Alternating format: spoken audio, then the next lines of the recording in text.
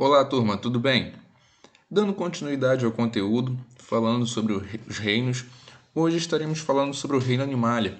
Então a gente vai abordar os integrantes, os filos desse grande reino, algumas doenças que eles podem vir a trazer, importância ecológica também, e o processo de evolução, algumas características foram surgindo com o passar do tempo ao longo dentro desse grupo, tá ok? Os integrantes desse grupo, certo? É um conteúdo bem tranquilo.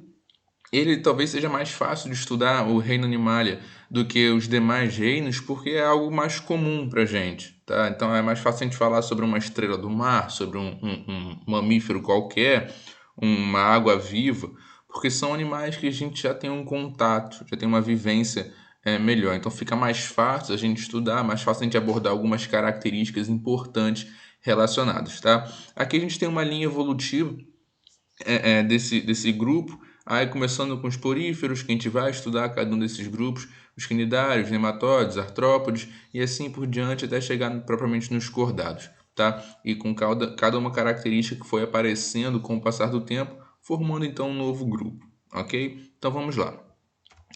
Algumas características gerais do reino animal. Animais são organismos eucariontes, ou seja, apresenta no interior de sua célula uma membrana nuclear, um núcleo, uma carioteca, que tem como função a proteção desse material genético, a proteção do DNA. Isso é algo extremamente importante, uma vez que o DNA a sua informação genética, o seu código hereditário. Então, caso ocorra uma alteração nesse código genético, isso pode ser passado adiante, isso pode ser muito prejudicial.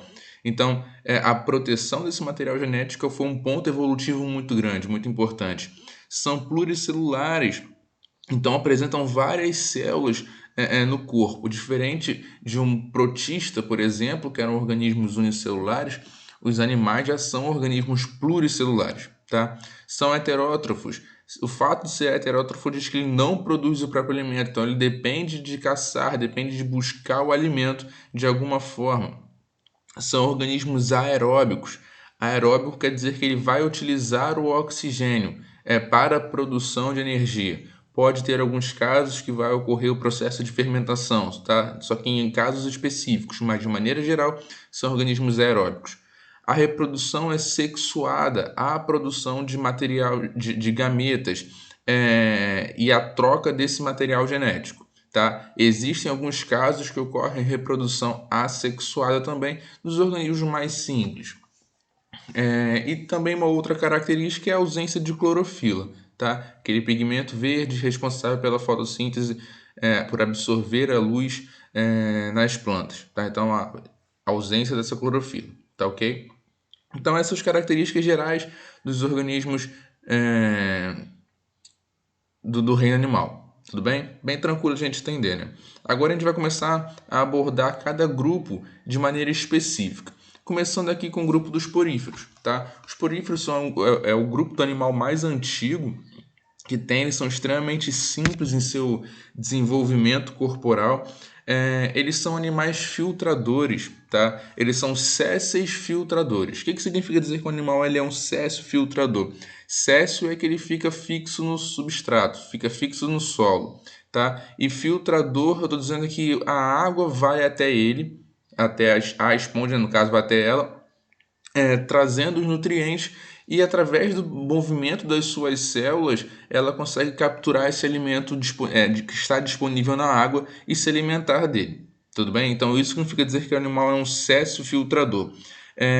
Todo o processo metabólico na esponja vai ocorrer por um processo que a gente chama de difusão, tá? Tanto questão de excreção, circulação, digestão, tudo vai ocorrer em função da difusão. Não apresenta um sistema nervoso, respiratório, circulatório, nada. É um organismo extremamente simples. Ele vai existir uma fase de vida livre natante e uma fase de vida sessile. A fase de vida livre natante é enquanto fase larval, tá? O fato de ser um organismo sessile, isso é um passo extremamente importante na questão ecológica e no estudo desses organismos. Por quê? Como eles não se movem, eles estão ali parados, eles têm que apresentar mecanismos que de defesa, principalmente relacionados a questões ambientais. Aí o que acontece? A indústria farmacêutica tem usado bastante essa questão dessas defesas produzidas por esse organismo para tentar ser trabalhado, ser colocado para o desenvolvimento humano, tá? Outra coisa também, esse grupo, os poríferos, eles apresentaram algumas células específicas, como o coanócito, que é a célula responsável pelo movimento dos flagelos capturar os alimentos, os porócitos, que permitem a passagem da água também, os amebócitos, que atuam na distribuição das substâncias dentro da esponja. Então são organismos extremamente simples, mas que estão aqui na Terra há muitos e muitos anos, tá? Então esse foi o primeiro grupo, o grupo dos poríferos. O segundo grupo é o grupo dos quinidários, tá?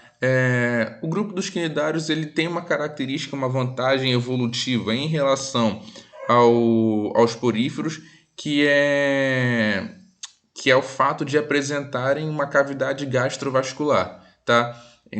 Então, essa cavidade gastrovascular, o início da cavidade gastrovascular, serviu como um processo evolutivo extremamente importante, porque ali começou a ocorrer o processo de digestão, tá? São organismos bem simples de serem estudados.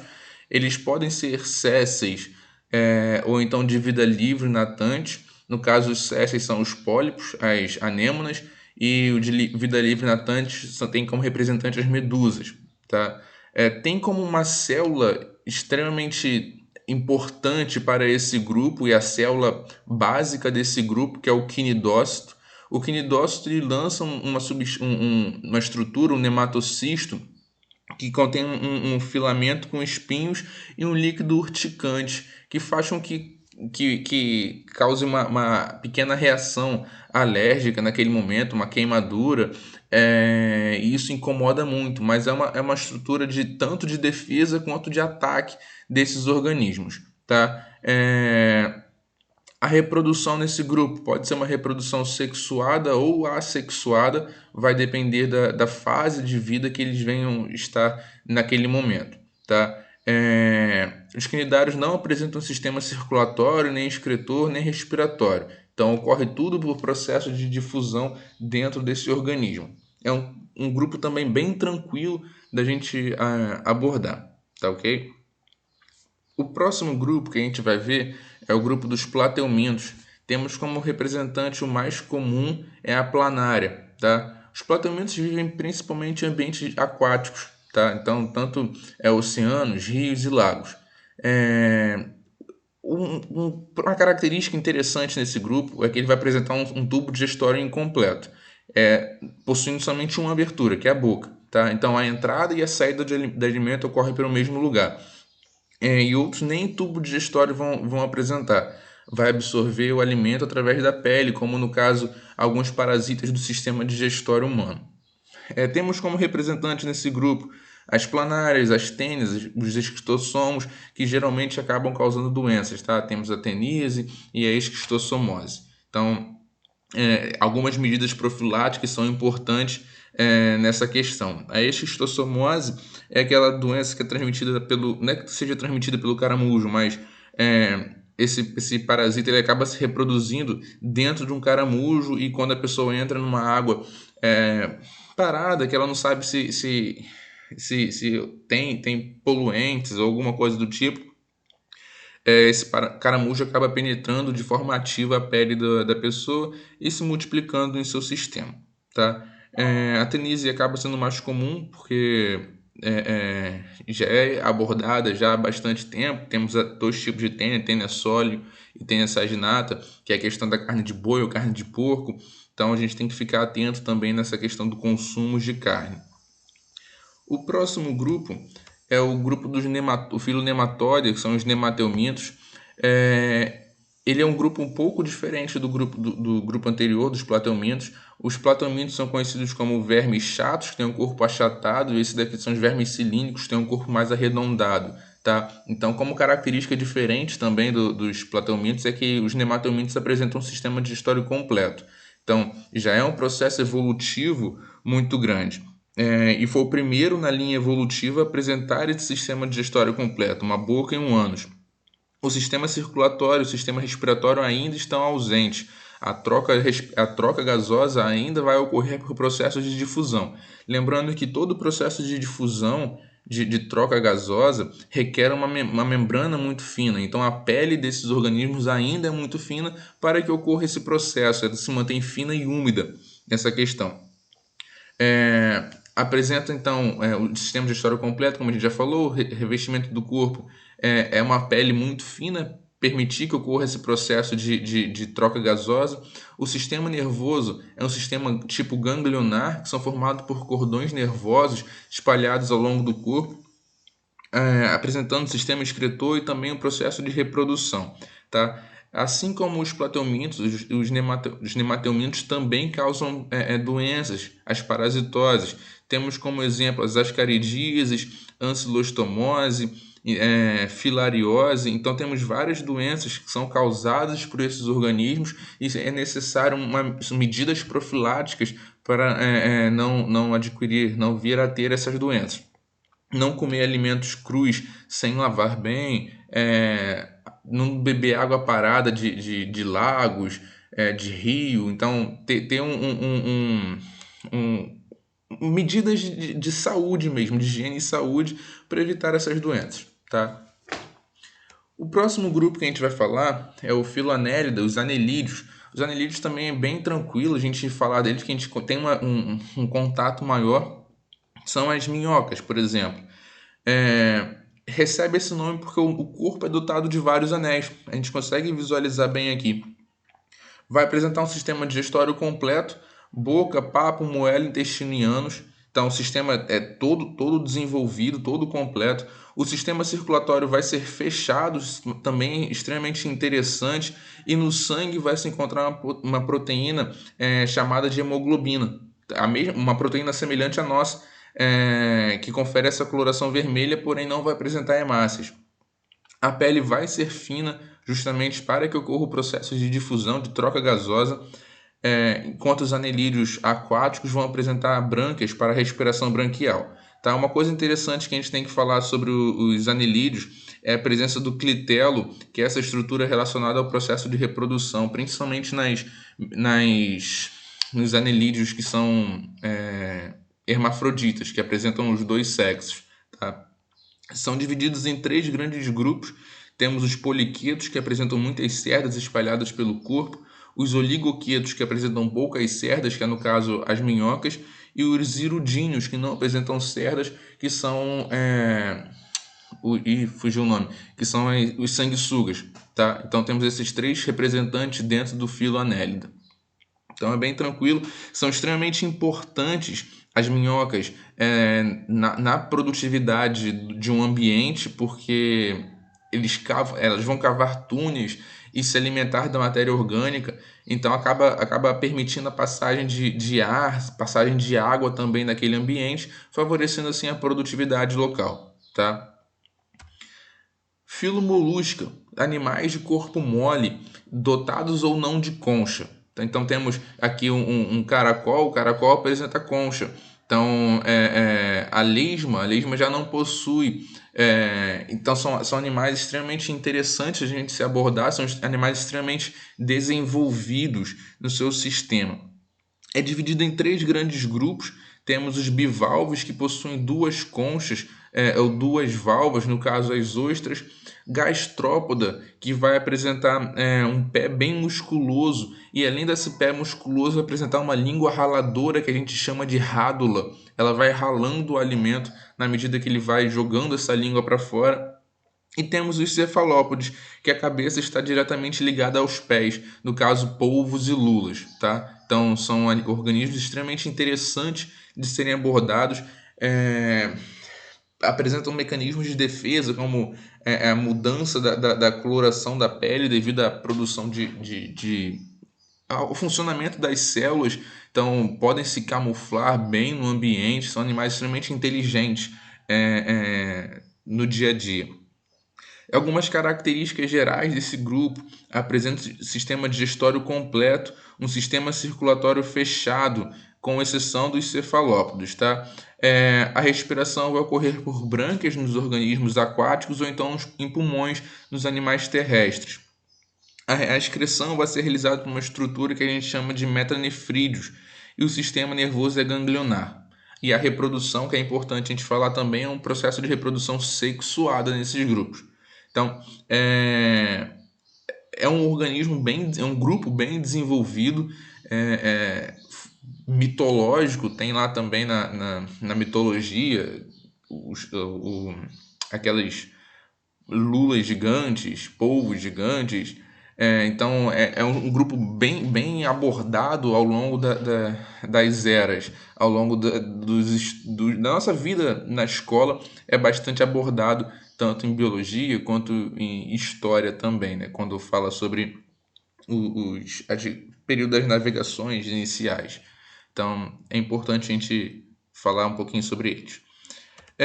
Seguindo o estudo, fala um pouquinho sobre o artrópodes. Artrópodes são animais dotados de pés ou patas articuladas. É um organismo extremamente interessante, é um grupo mais biodiverso de todos, então apresenta uma grande quantidade de indivíduos, grande quantidade de representantes.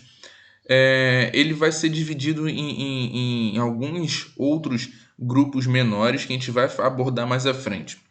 Mas, de maneira geral, eles apresentam apêndices articulados ou pés articulados, tá?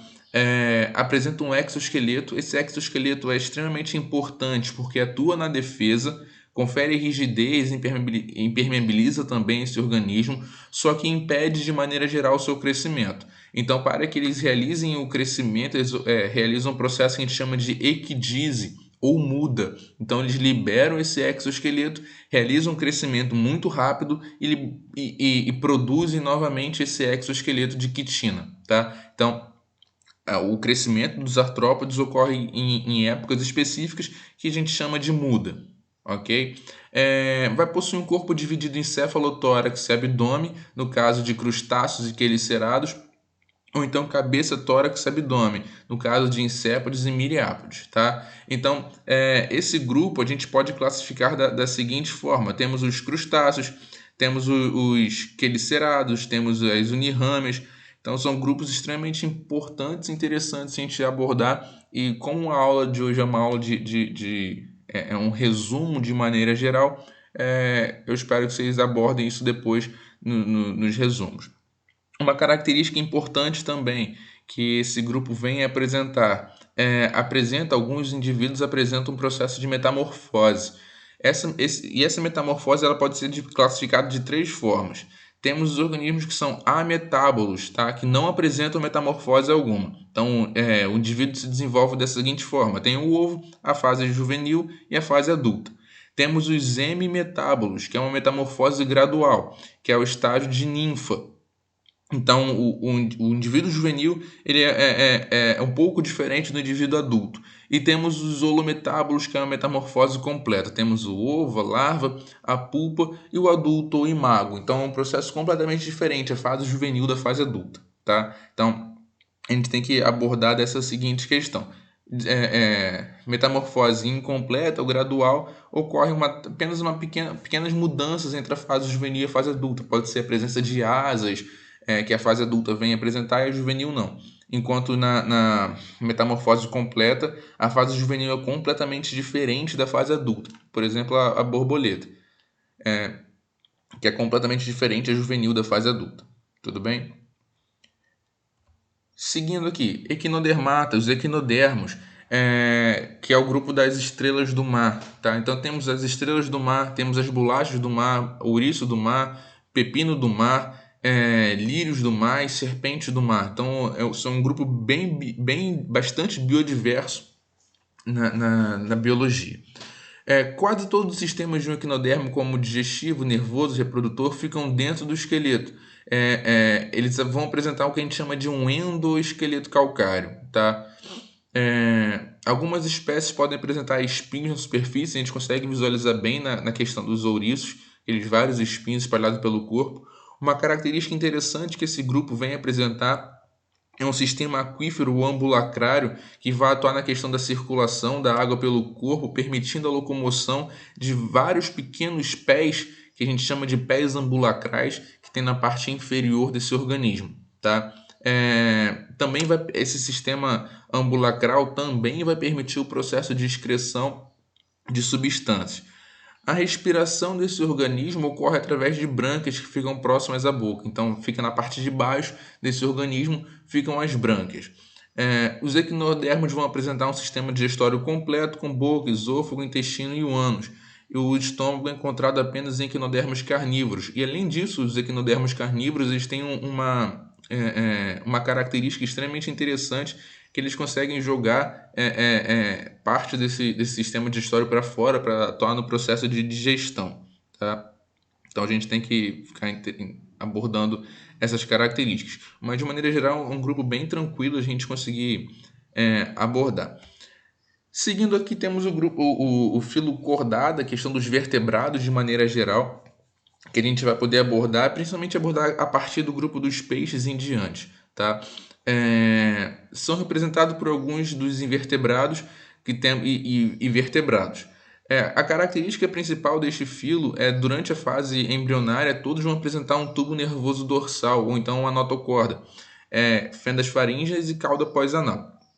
Além disso, são animais triblásticos, que apresentam 3 folhetos embrionários, metamerizados, deuterostômicos, com simetria lateral, e alguns apresentam sistema digestório completo, tá? Então, são algumas características extremamente interessantes.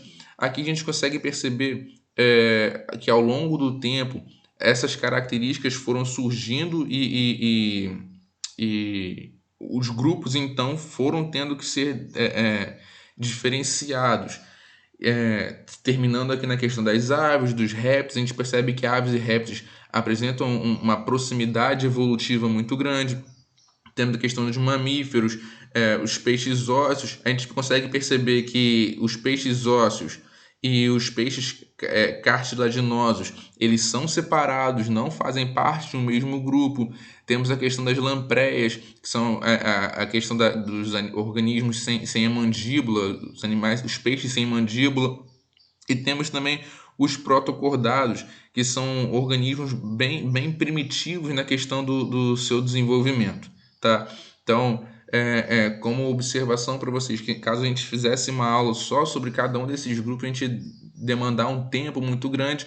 Então, como tarefa para vocês, vocês podem pesquisar sobre cada um desses grupos, tá? Então, algumas características que a gente pode até abordar. A questão do ovo com casca foi um processo evolutivo extremamente importante para o domínio do ambiente terrestre, porque enquanto não havia o desenvolvimento de ovos com casca, os anfíbios dependiam de um ambiente úmido para viver, tá? Então, porque esses ovos sem casca, eles ressecavam. Então, esses animais dependiam de um ambiente úmido para que ocorresse o processo de reprodução. Com o desenvolvimento de ovos com casca, essa dependência do ambiente terrestre, do ambiente aquático para a reprodução, ela essa dependência já veio a terminar. Por quê? Porque esses ovos com casca permitia a troca gasosa e também permitia que se mantivesse úmido com líquido dentro desse organismo. E esse líquido acabava nutrindo também o embrião ali dentro. No caso, apresentava estruturas específicas, estruturas reprodutoras específicas, anexos embrionários específicos para que ocorresse o processo de reprodução, que o filhote se mantivesse bem desenvolvido, bem nutrido dentro do ovo ainda, tá? Então, a questão de pelos e glândulas mamárias, formando então a questão do grupo dos mamíferos, que é algo extremamente interessante e importante ser estudado, os tipos de mamíferos que existem. Existem mamíferos que colocam ovos, existem mamíferos que desenvolvem placentas, existem mamíferos que se desenvolvem em bolsas, marsúpio, né? Então é interessante a gente abordar. Os peixes ósseos e peixes cartilaginosos também estando separados, um apresenta o esqueleto ósseo, o outro vai apresentar o esqueleto à base de cartilagem. Então é interessante a gente abordar também o tipo de excreção, vai ser uma excreção diferente entre esses organismos. Os anfíbios, que são os primeiros tetrápodes, animais que apresentam 4 patas, recebe esse nome anfíbio porque apresentam 2 vidas, tem uma metamorfose entre a fase juvenil e a fase adulta. Tudo bem? Então, espero que vocês deem uma pesquisada depois em cada um desses grupos, porque senão a aula ficaria um pouco extensa e essa não é a intenção, tá ok? Espero que tenham entendido. Como eu falei, seria um resumo geral desse grande reino Animalia e é um reino mais fácil a gente abordar porque acaba a gente tendo um contato maior, tá ok? Qualquer dúvida, sinaliza para mim que eu respondo depois. Abraço, tchau, tchau.